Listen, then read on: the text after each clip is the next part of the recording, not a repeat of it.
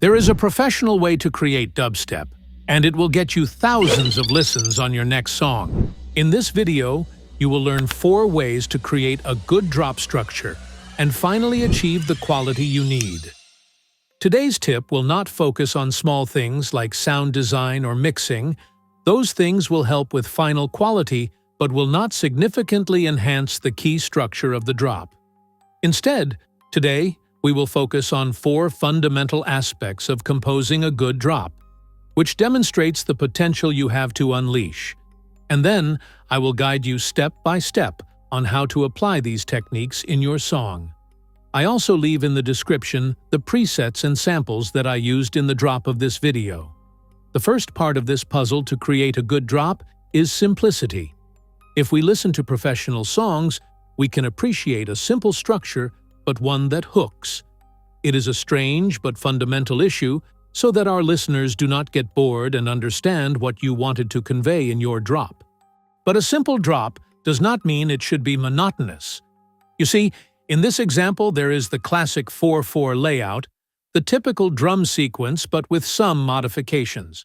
Instead of the drop starting suddenly, leave the sensation floating and then impact the bass, effects, and drums.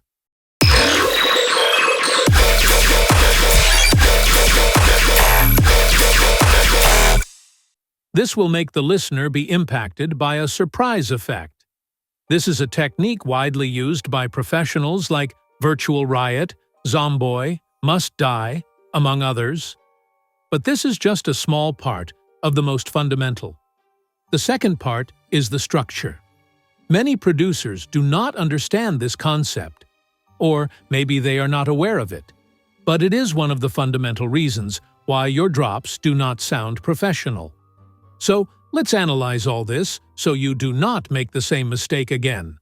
Here in this example, we have a part for the drums, one for the main bass, another for the fill, and finally a volume automation. But this is where most producers fail. Your song's drop will work better when you are creative and generate a call and response. In short, make your drop generate interest, and for that, you must stimulate variations. You see, here we have this first bar saying something, then, in the next, there is 3 to 4 with a message. Then receive a short response at the end of the bar.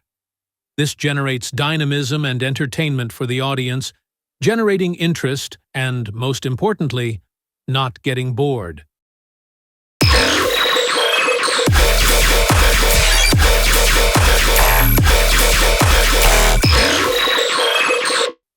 Once you have the structure ready, we move on to part 3, the layering.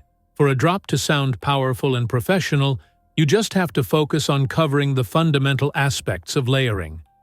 Obviously, it will not be an easy job if you do not follow these tips, I will tell you. This technique you can use very easily. It is about using the same preset, but with some alterations. Let's see. This is the first bass. This is a copy, but with some modifications. And this is a simple wavetable, but with the unison to the maximum. All 3 together sound like this. The next thing is to use some hits to mark the impact. For example, these circuit-style sounds.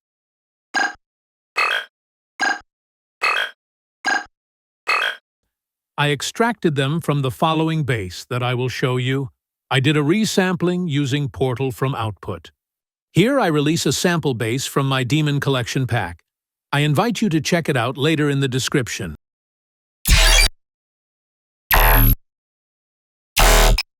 This may seem enough, but it is not. Now let's look at these last 2 accompaniment lines. This one in particular I love. I made it with the VST phase plant. It is a scanner noise. Remember, in the description there are the presets to download.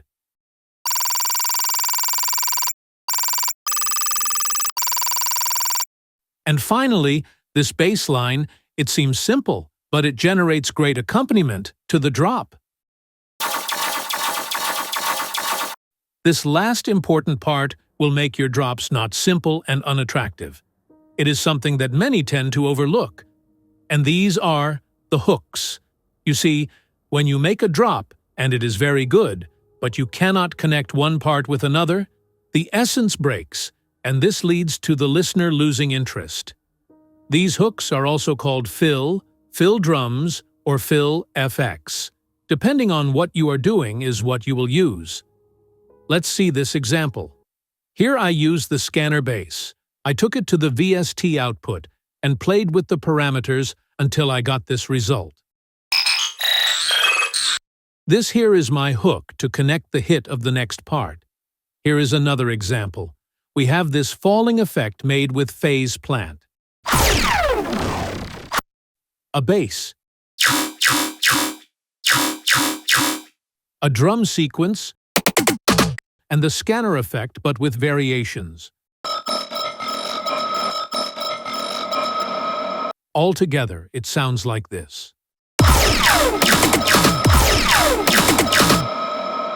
Now, how can you find the best way to create a good hook? Well, it all starts with research. Choose 5 of your favorite tracks from other artists, listen carefully to what they use in their hooks, and try to replicate it in your style. In turn, create variations of these same and organize them in folders. Then, you just have to use these sounds you created in your song and see which one fits better and more professionally. Creativity can arise from the perfection of what you are doing. Again, research other, more popular songs and you will probably discover several of the techniques they use. But, as I already mentioned, this is just a small part of the most fundamental. Creativity is an important part, and so are the tools you use. But what if I told you that there are creative tools already ready to be used? These same can be found on this website.